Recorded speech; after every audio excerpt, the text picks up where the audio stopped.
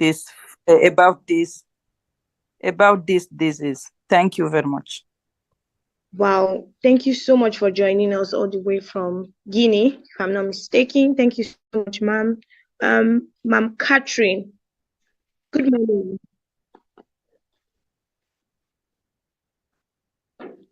Sorry, ma, can you hear me?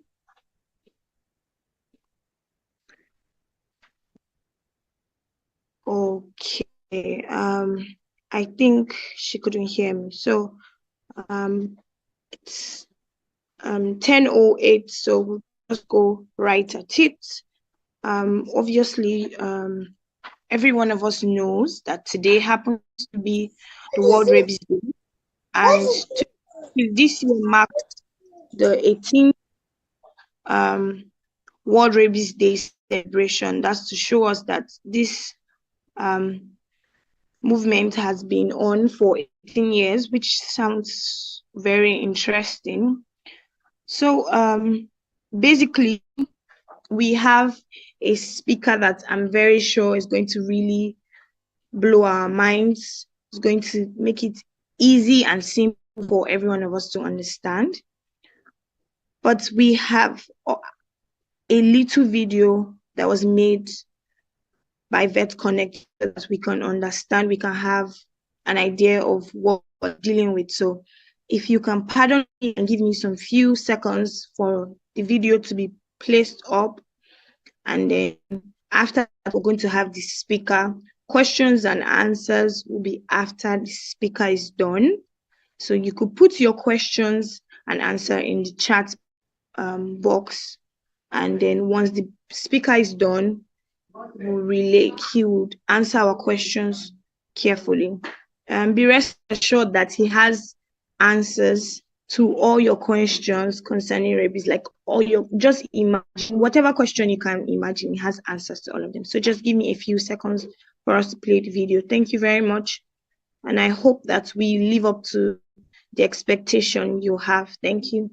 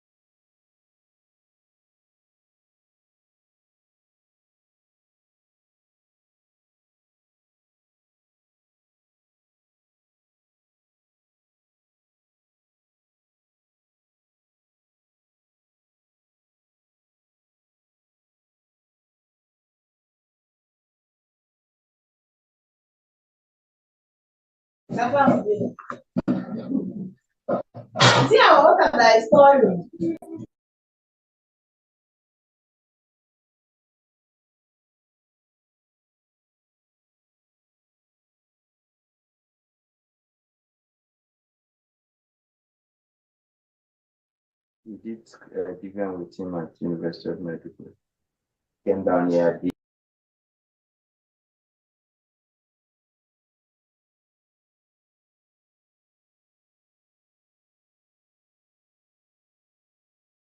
Okay, the technical team is having a little issues with playing up the video, so I will just do as well to introduce the speaker for today, and then afterwards, we might just play the video later on. So please, I hope that's fine by us. I really apologize for this.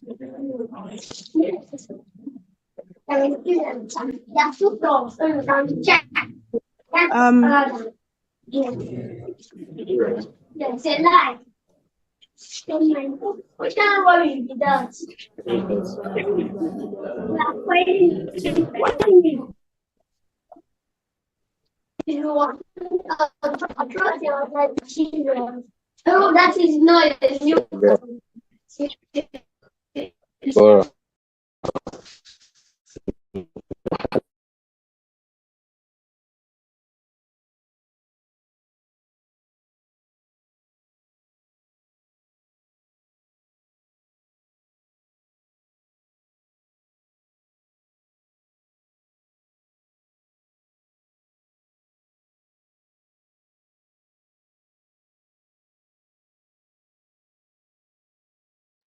Okay, if I can be made a co-host, I think I can help play from my end. Thank you very much. That would be quite amazing.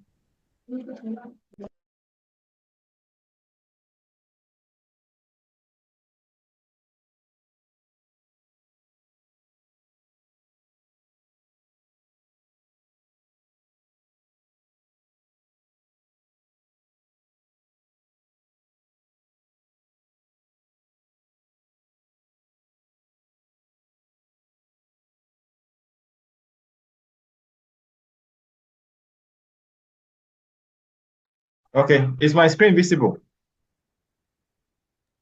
Yes, sir. Okay. Thank you very much.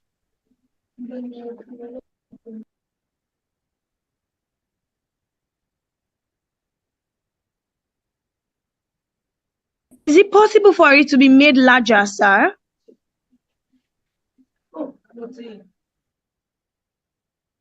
This better? Sorry, you got beaten by a stray dog on your way back from school. We thank God you are doing very well, and thanks to prompt medical attention, you are recovering very well.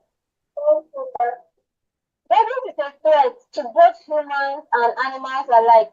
We must take serious proactive measures to prevent it. Thank you, Doctor. Rabies vaccination is crucial for pets and livestock.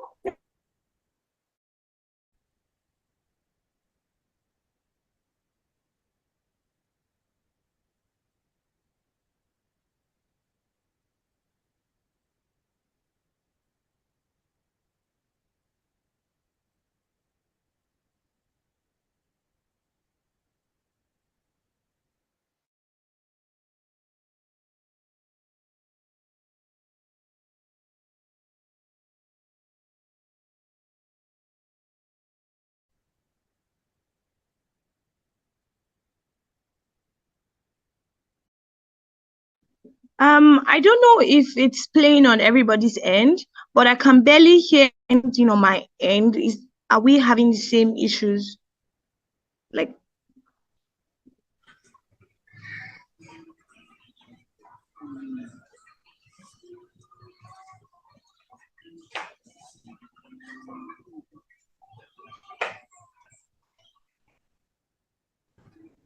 I don't know if the audio was everyone was able to hear through.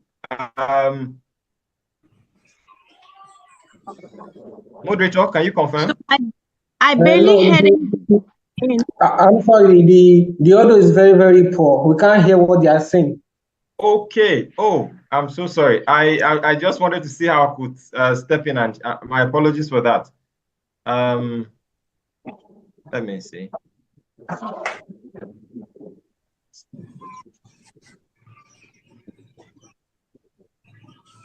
Okay, perhaps I think we can go on so that we don't drag out too long, so that maybe by the time the presenter is done, at the close of the session, this can be aired again.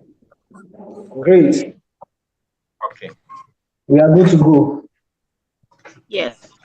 Thank you very much, everybody. As we said, I would love to really appreciate everybody that is here.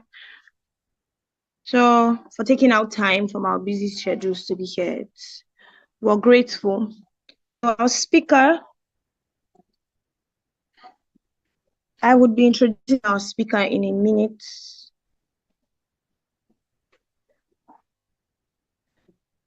All right. So speaker is a veterinarian who got his first degree from the University of Maiduguri and got 2 master's degrees from the University of Ibadan.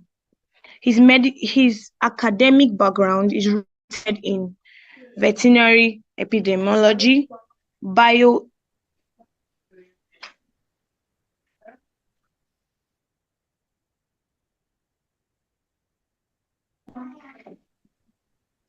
he has led research in disease surveillance, especially focusing in zoonotic diseases like rabies, monkeypox, anthrax, Lassa fever in southeastern Nigeria.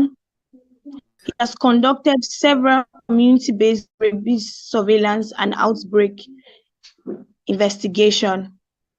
He has published numerous articles on rabies, and he has worked with the One Health approach to manage rabies outbreak. This man is an exceptional man in his field. I would love all of us to welcome Dr. Gabriel. Thank you very much, sir, for being here with us. We really appreciate it. And I hope that we have a lovely time. Thank you, sir. All right, thank you very much. Good morning, everyone. It's a privilege to be here to present on Konekt. But before I proceed, I want to first and foremost say I'm standing on the shoulders of giants, and those giants are also in this webinar. I can see Professor Grace Kia, Dr. Philip Nshebwala from Australia. So when you said numerous publications in rabies, I think that's not for me. That should go to Professor Grace Kia, Philip Nshebwala, and the rest. We are just boys coming up, and they are mentoring us. Thank you very much. So by way of introduction, this is Gabriel Orum. Just like you said, I'm a veterinarian, and I'll be presenting on breaking rabies boundaries, a holistic approach to rabies control and prevention. Thank you. I hope you can hear me well. Loud and clear, Doc. All right, thank you very much. So, by way of introduction, rabies is a viral zoonotic disease that affects mammals, both human and animals. And it is also known that most of the cases are being caused by dog bites, though we can also see rabies from bats and other wildlife that can also cause rabies, but mostly is by dog bites. And this is a public health challenge in areas where vaccination coverage is very low. It is estimated that 59,000 people die every year of rabies, mostly in Africa and Asia. Now, in Nigeria, since rabies was recorded in 1912 in human and 1925 in dogs, it has continued to be a significant public health threat. Every year in Nigeria, it is approximated that over thousands of incidents of dog bites are reported, and even cases of rabies.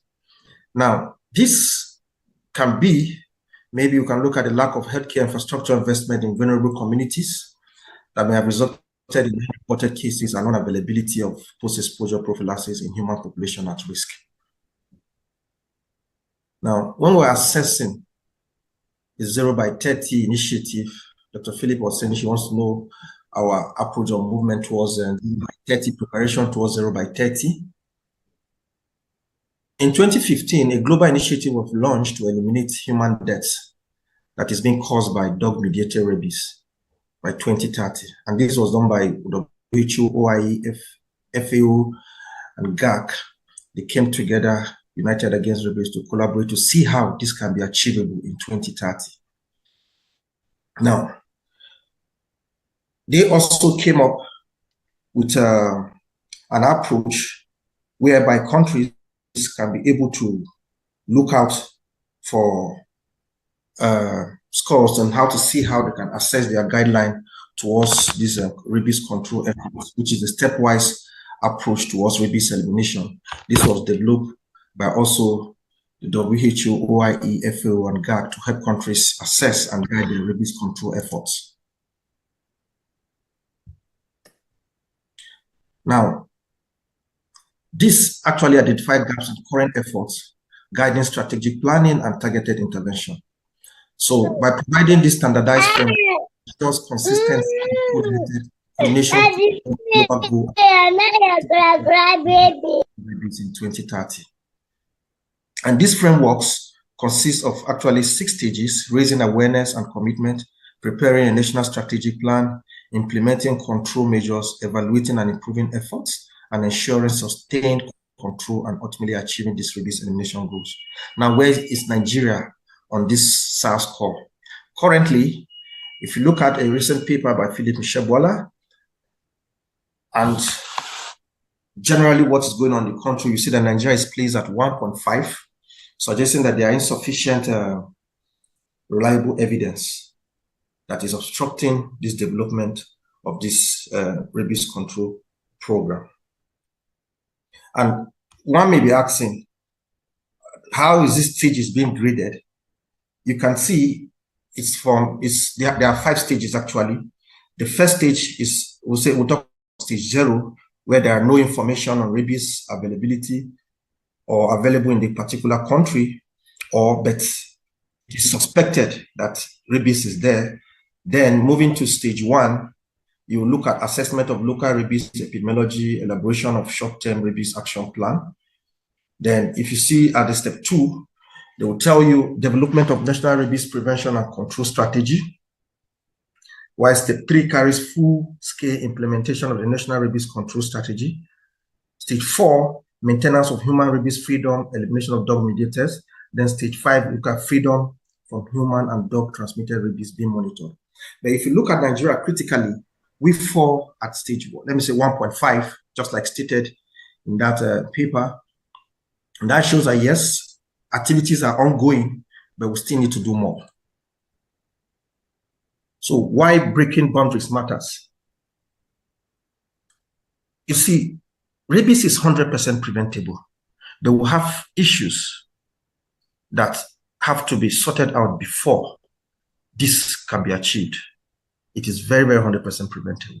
Now, what are these key issues? Look at low awareness in endemic areas, inadequate vaccination coverage, need for cross-sectoral collaboration, and barriers in access to post-exposure prophylaxis. We'll talk more about them as we go on. Now, we'll look at the 360 approach. When we look at the 360 approach, first and foremost, I'll talk about education and awareness. Yes, sir. We'll talk about the education and awareness. Look at the high-risk population, healthcare workers, dog owners, then carrying out community outreach, media campaigns, school programs. Then, of course, research, which is very, very key and important when it comes to education and awareness. Then, talking about vaccination, mass dog vaccination campaigns. Unfortunately, you see some of these mass dog vaccination campaigns like a day like today, and maybe possibly next week, Monday to Fridays. After then, everything will go down. But we hope to keep the tempo up. Then we'll also increase human rabies vaccination in high-risk areas. Then we'll also talk about the post-exposure prophylaxis, where we'll be looking at improving access and awareness of this post-exposure prophylaxis among people. There are areas where people are still not aware. Some of them prefer traditional treatments to the conventional modes of handling dog bites. Then also early treatment reduces rabies fatalities. So community engagement and collaboration.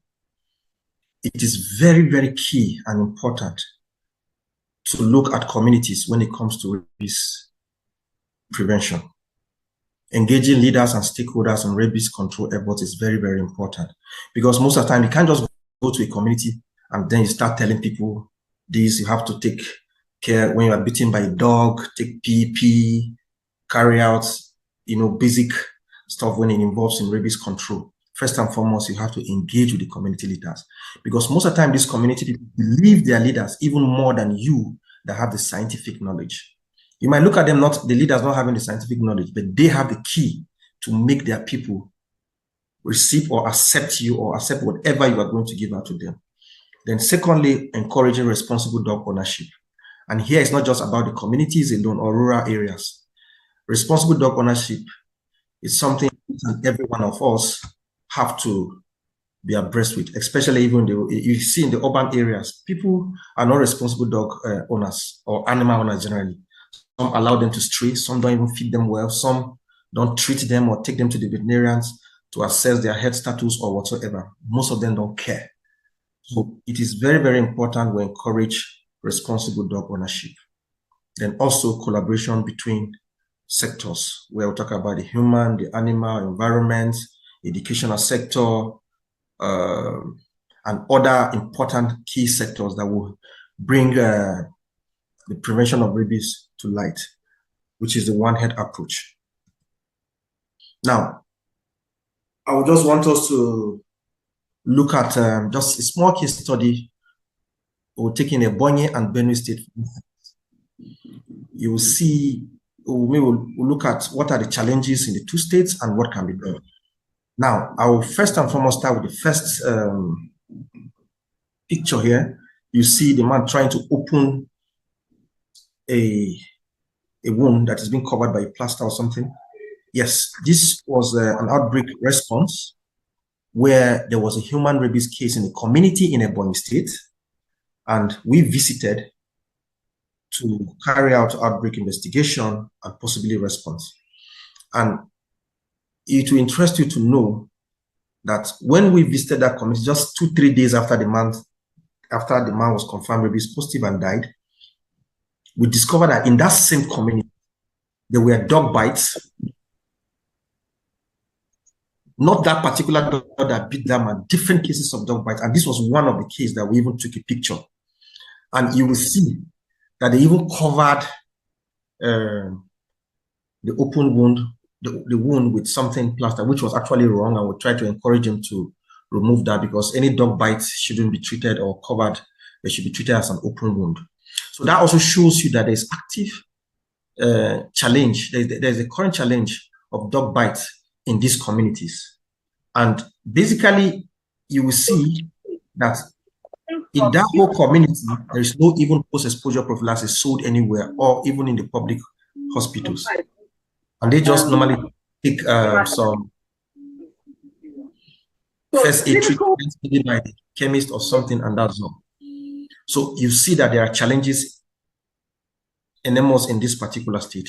The second picture, you see a baby, it's in Benue State, that was bitten by a dog, a 7-month-old baby that was bitten by a rabid dog, a suspected rabid dog. Yes, the head was gotten and it was confirmed rabid. In this situation, they reported in the veterinary teaching hospital in Benue State, and they were directed by the clinicians to go take post-exposure prophylaxis. Of course, it's not free, so they have to direct them to go where they can get it. And they ended up going to a pharmacist who sold this post-exposure for them. But it will also interest you to know that after much investigation, we discovered that they even took the post-exposure in a very wrong manner or approach. I think it was 0, 7, and 9 or so, which was not right. So you will also see the issues surrounding this whole rabies fight, from dog bite victims to people handling some of these cases, not having awareness or knowledge on proper handling of dog bites. So what can be done? What do you think can be done in these communities? We have mentioned some collaborations with some of these key stakeholders, awareness campaign, carrying out mass dog vaccinations in communities. And this should be sustained, not something we just do it on World Rabies Day and leave it until the following year, maybe 2025 again on World Rabies Day. We'll organize webinars, organize free rabies vaccination in our private clinics and other places, go to social media, write beautiful stories, analogies about rabies. No, it's something that needs to be done consistently, in a very consistent manner, in such a way that it shouldn't stop. That's the only way we'll be able to handle some of these cases. So overcoming these challenges, first and foremost, we also have issues of vaccine hesitancy among people. So we'll have to also overcome resistance to dog vaccination, cultural practices. Yes, you can see this beautiful picture. It was taken just last month, where you see they were roasting a very wonderful dog. You can see how it's clean and wonderful. But the question is, yeah, eating dog meat is not even a problem. That is not even our problem. Eating dog meat is not a problem. But those who are handling this dog or trying to roast this dog, how are they protected? You can see how some are slaughtered and kept there. You can see the blood. To interest you to know that none of them were using any personal protective materials to protect themselves, using bare hands to roast this animal for consumption. So a lot of practices that need to, not really to eliminate, but try to see how we improve on these practices so that people will be safeguarded from this dangerous disease. Also bridging the gap in access to healthcare services in rural areas. If you go to a rural areas, it's terrible. Most of them don't even know what is called post-exposure prophylaxis of rabies. The basic thing they know is that once you are bitten by a dog, maybe they'll go and take a tetanus toxoid vaccine or something to protect themselves. Then majority of the people will go to the traditional healers. We have, like I know some places in Ebonyi State where we have people who handle dog bites and snake bites. Who knows? I don't know whether they are successful. Some are successful, some are not. But that can be proven scientific. In Benue as well, there was a dog bite incident recently, and one of the victims removed the hair of the dog to cover the wound. According to her, that will help heal the dog bites open wound or something. But after some few days, you could see that the whole thing escalated to something else. And still, they tilted it towards more of a spiritual thing and all that. So a lot needs to be done in the rural areas, rural settings. Then also expanding rabies data collection for better policy development. Very, very key. When we talk about policy development, for me, this is an area that is very much, I'm very much interested in, because recently we had issues in some states where there were suspected human cases of rabies. And by the time they come to the hospital, they have to charge them so many things, amount of money to pay, and almost 3 to 4 of those cases have to discharge against medical advice, and they all went home and died at home. But the question is this. One was even confirmed rabies positive.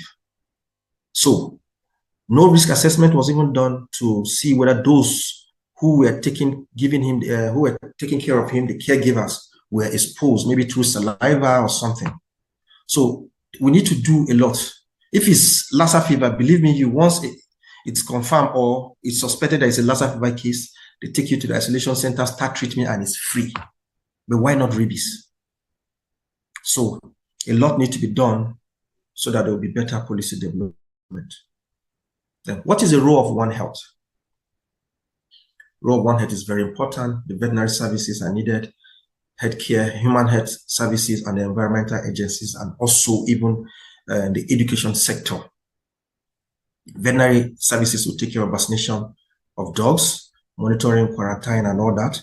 Then the human health services will make sure to provide post-exposure prophylaxis to dog bite victims, if possible free. For Nigeria, for now, it's not yet free, but at least let it be available for people to access. Awareness campaigns and all that. Then the environmental agency addressing stray dog movements. I know there are some states that have some laws where they don't allow stray dog movements, not just dogs, animals generally. So everybody, it's needed to come together to see how efforts will be put together to see how we'll bring down or try to reduce the menace of rabies in our society. So, roadmap to rabies elimination. Yeah, World Health Organization's goal, just like we said it earlier, to see how zero human deaths from dog-mediated rabies will be achieved by 2030. What are the focus areas for action? We have mentioned them: awareness campaign, rural community sensitization, coming together of stakeholders, the veterinary, environment, human health, and other stuffs. Sustainable vaccination campaigns by the vet people, strengthening health infrastructure, global and regional collaboration, awareness campaigns. Very, very key, important. So conclusion and call to action. Rabies control is achievable with coordinated multisectoral efforts. And breaking some of this boundary requires commitment from everybody, the government, the non-governmental organization, communities, stakeholders, the vets, educational sector. Everybody is needed to come together to see how we will be able to achieve dog-mediated deaths in 2030. And as well, very, very, very important, advocate for mass dog vaccination and expand access to life-saving treatments. Dog vaccination is key. When whatever we do, vaccination is just the only way, one of the only ways that we can achieve the target for 2030, dog-mediated deaths of rabies. These are my references, and thank you for listening.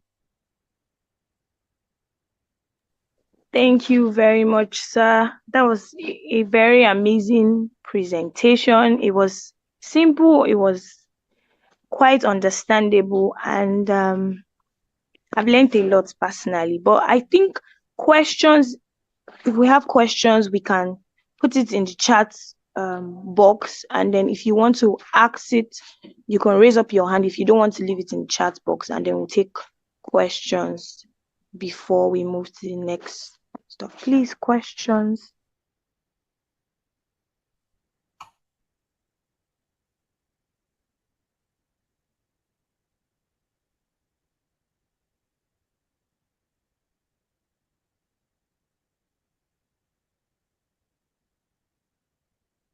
Okay, I don't know if both hands were raised at the same time, so but I'll start with Dr. Philip. All right, sir, you can ask your question, sir. Yeah, thank you very much, Gabriel, for this excellent presentation. For me, I have a practical question for you. Assuming President Bola Tinubu appointed you as the coordinator of rabies control program in Nigeria, can you highlight some practical steps that you take to implement a national strategic plan for rabies controllers that has recently been developed in Nigeria? Thank you. All right, thank you very much. You know, when you have a question from one of your mentors, you have to breathe in first before you answer. Well, for me, if I'm opportune to find myself in that position, just like we know in Nigeria, we have a lot of diverse issues when it comes to handling of rabies. First and foremost, I will feel we should start from the scratch, because a lot of research has been done in the country, a lot of programs, awareness campaigns and all that. But to me, it is never coordinated. Some persons do it out of passion, some do it out of personal gain, some do it just for the season, just what we're talking about the World Rabies Day today. First and foremost, we need to have a coordinated team that all activities involving rabies, from laboratory down to research, down to implementing programs or activities to eliminate rabies, should be coordinated from a national point of view. First, we'll look at our SAR. How is it? Yes, currently we're on 1.5. So what can be done to improve this? We'll look at our strategic plan. If it needs amendment, fine. If it doesn't need amendment, what are the ways to implement it? Personally, I was able to come across the National Strategic Plan for Nigeria this year. I believe, in fact, you were the one that even sent it to me. So that's to show that even those who have interest or are doing some things related to rabies doesn't even have access to some of these key things. And that shows poor awareness and poor planning, not from the national, but maybe somehow we are not much interested in some of these key diseases, or we are just following trends to also let it be that we are doing. So personally, first and foremost, we'll have a committee or a team that will coordinate most of these activities from a point of view. There should be guidelines on how all this should be done, especially from awareness to laboratory handling of some of these cases. We have a fragmented kind of data. Yes, you can go to MVRI and see some data, some sent, some are not even sent. If you go to states, at the state level, dog bite cases, you see some in a veterinary clinic, some you see in some private hospitals, some in some. All these things need to be coordinated in such a way that we will have a data. Recently, we were discussing, I think I saw a paper where they said about 10,000 persons die of human rabies in Nigeria, but it is estimated. How is it estimated? How are all these things proven? So these are some of the key things that we need to look at. Coordination is very, very key. Coordination is very, very key for me. Thank you, sir. Okay, thank you very much, sir, for answering the question. I think Sir Gilbert. So you can ask your question. You raised up your hand. You can ask your question now. Good morning. Thank you, Dr. Gabriel, for the presentation. I've learned a lot. Yeah. Yes. I realize you talk more of a preventive approach, but and based on your presentation, I can see what about curative approach? Because some people are already down, human beings, and how has there been any successful treatment of humans apart from the prophylactic that will be given? Sometimes people can be very careless, you know, so somebody is beaten by dog, instead of the person to start the prophylaxis, considering the fact that it's expensive with all economic issues, somebody will tell you it's food. So, and that will now make the person to come down with rabies, showing the clinical symptoms. So I'm a neuro researcher, and I'm interested in all these infectious diseases that show neuronal disorder, because I know rabies, once the clinical sign has to be brain, you know, you guys usually assess the brain is part of. So I want to know, don't you think neurological approach and can also help? I don't know if the treatment has been successful, and I'm just curious. I really want to collaborate to look at what is really happening to the brain. I'm an anatomist, so looking at those, especially the cerebellum, which is responsible for motor coordination, which in a rabid human that is already showing clinical sign is not coordinated, even the dog. So I don't know what you can say about it. Thank you. Thank you very much, Dr. Gilbert. A wonderful question. But first and foremost, I will say recent treatment of human rabies, especially once clinical signs appear, remains largely palliative, because just like we say, it's 100% preventable, but it's not treatable. So it remains largely palliative. And as rabies is almost universally fatal at this stage, however, there are some of the approaches people use. First, I will tell you about post-exposure prophylaxis. If administered before the onset of symptoms, it is highly effective. Maybe when you are bitten by a dog and the dog is confirmed rabies, please take PEP. Even though if it's not confirmed rabies, it's advisable for you to take post-exposure prophylaxis, which also involves, before then you have to do your wound cleansing, administration of rabies immune globulin, which it doesn't even have. Yeah, it's rarely to see in the country for passive immunity, and a series of vaccination for active immunity, which is a post-exposure. Then I think that was last month, I read about something, is it Milwaukee protocol? Yes, it's still under the experimental stage. Just like you say, you are a neuroscientist. This experiment involves treatment which normally involves you inducing a patient who is presenting with symptoms of rabies or confirmed rabies in a human. You induce coma, then you now administer some antiviral drugs, and and for them they hope that it will control brain activity and also giving the immunity system time to respond. So despite some of this success, I know I think there is a case in Brazil, Colombia, and I think in the US as well. They have tried this Milwaukee protocol. So, but its effectiveness still remains unproven and it's still controversial, sincerely. So I think you can look that out, Milwaukee protocol. I will send it to you. I'll send a link later so that you go through it and see. I think that's also a very good place where you can also do your research. It involves neuro sciences and all that. Then, of course, supportive care and all that.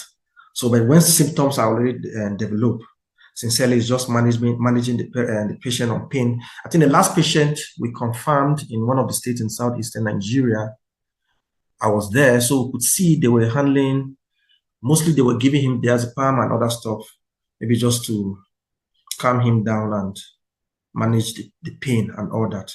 So, and also provide some neurological symptoms to provide maybe comfort and all that. But prevention is just the key when it comes to rabies. Vaccinate your pets.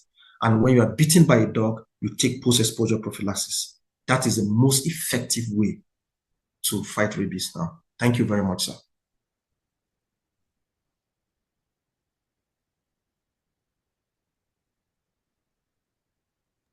Thank you very much, sir, for answering that question. So we have a question in the chat box. Dr. Gabriel, is it fine by me to read it out or? It's fine, it's fine. Okay, so the question goes like this. Thank you for the wonderful presentation, Dr. Gabriel. My question is that, I barely understand. Okay, I think the individual was asking about the duration for anti-rabies vaccine for different animals. So he was, I think that's what he was trying to know.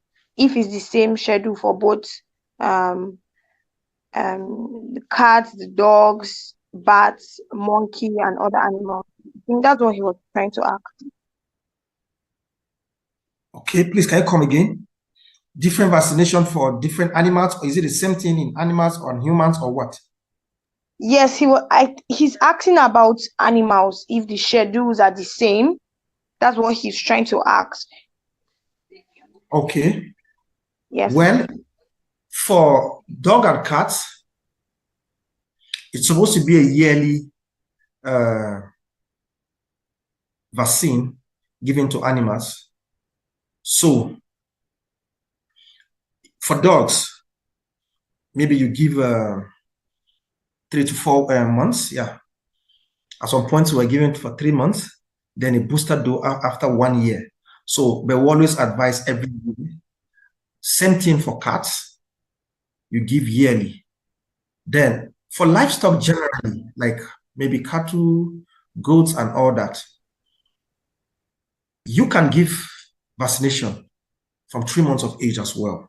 But most of the time, we don't prioritize them because you can only give vaccination to livestock, maybe just to protect them, maybe to from the economic aspect of rabies, but they are not a threat to humans. So basically, we look at dogs and cats, then wildlife, bats, and all that.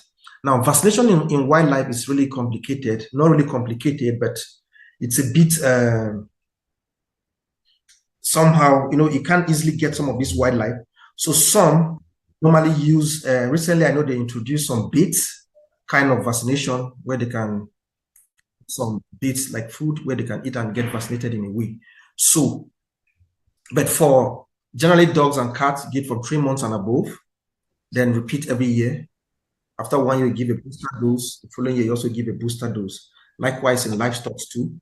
But in wildlife, basically we use baits. If that dose are under control, you can actually date as in maybe those in the zoo, you can as well also give them intramuscularly, just like the other ones. But most of the time, the stray ones that you can't control, they are using this form of vaccination to vaccinate wildlife. Thank you.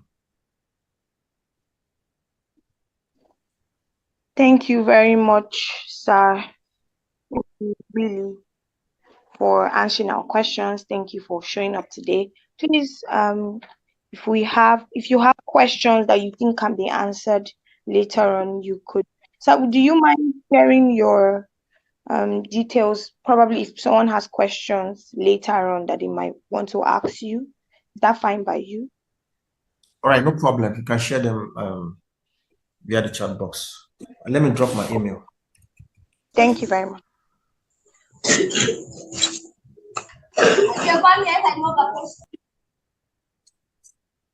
All right, thank you.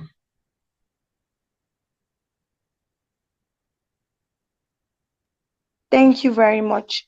Dr. Shedrack, I don't know if you could help me play the video now, if that's fine by you. Okay, let me try again. But let me know if the technical team is good to go now. I just had to jump on the page but let me try again, and if it goes through, I would quickly do that.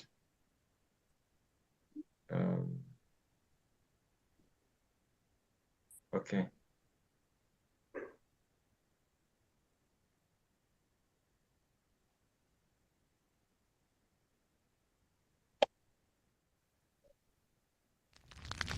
Can you confirm?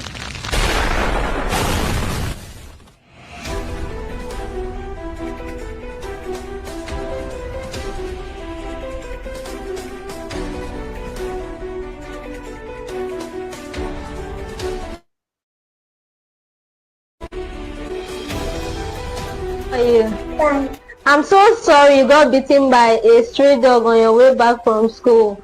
We thank God you are doing very well, and thanks to prompt medical attention, you are recovering very well. Thank you, doctor. Rabies is a threat to both humans and animals alike.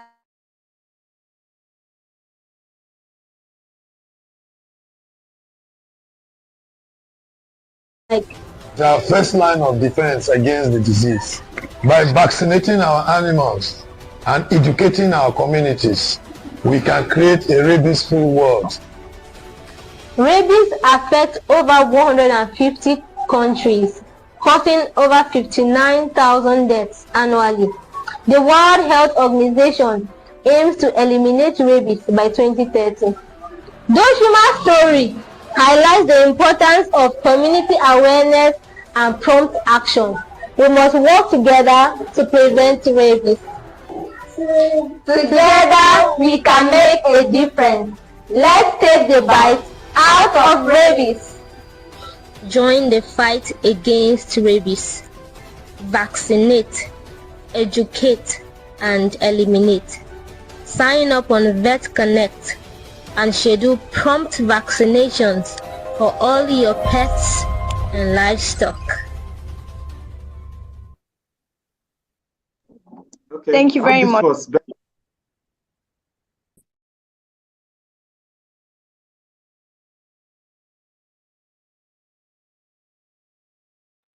Okay, thank you very much, Dr. Shedrack. Thank you, everybody, for joining in this morning. I hope we had a wonderful time. You can follow us on all social media platforms. And please do not just get excited about the day. Let whatsoever you know continue let's help in ensuring that we can get rid of rabies in the year 2030. Thank you very much and have a wonderful day ahead. God bless.